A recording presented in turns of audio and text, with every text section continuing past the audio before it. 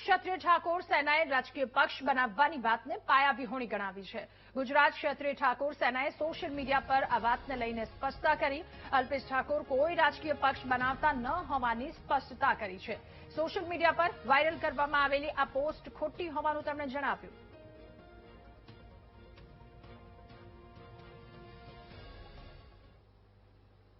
અને ગુજરાતનું ચિરાપુંજી ગણાતા ડાંગ જિલ્લામાં ચોમાસામાં ભારે વરસાદ પડે છે, પરંતુ તેમ છતાં ભર ઉનાળે જિલ્લાના અનેક વિસ્તારોમાં જળસંકટની સ્થિતિ સર્જાઈ છે। આવું જ અહીંયા એક ગામ છે ઝરી ગામ, કે જ્યાં હાલ પાણીની વિકટ સમસ્યા છે। નલ સે જલ યોજના કાગળ પર હોવાના આક્ષેપો ગ્રામજનો દ્વારા કરવામાં આવ્યા છે।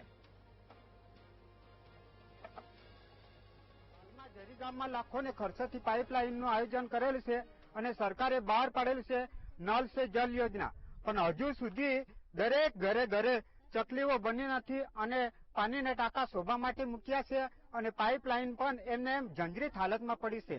દરેક ગ્રામ સભામાં અમે ઘણીવાર પાણીની રજૂઆત કરી, પણ ગ્રામ સભામાં પણ અધિકારો ધ્યાન પર લેતા નથી। અત્યારે હાલમાં અમને એપ્રિલ, મે અને જૂનના 15 તારીખ સુધી ગામમાં પીવાનું પાણીની ઘણી તકલીફ છે।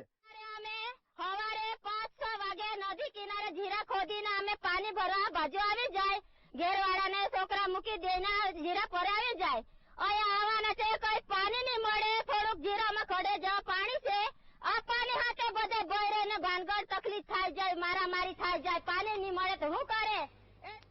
ગુજરાતનું ચેરાપુંજી ગણાતું ડાંગ જિલ્લો કે વર્ષે 100 ઇંચથી વધારે વરસાદ વરસે છે, ત્યારે આજે ઝરી ગામમાં પાણીની સમસ્યા છે। તો ગામના આગેવાન છે, એમના જોડે વાત કરીશું। મારું નામ મહેન્દ્રભાઈ છે, હું ઝરી ગામની અંદર રહેવાસી છું।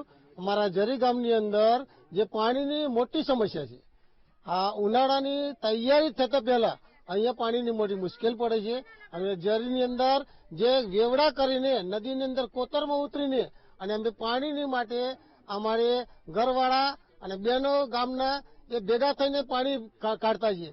એની અંદર આ લોકો ઝઘડા પણ થઈ શકે છે અને મોટા ઝઘડા થઈને એ પોતાના કુટુંબની અંદર પણ ઝઘડા આવી શકે છે। આ પાણીની સમસ્યા એટલી મોટી થઈ ગયેલી છે અમારા ઝરી ગામની અંદર।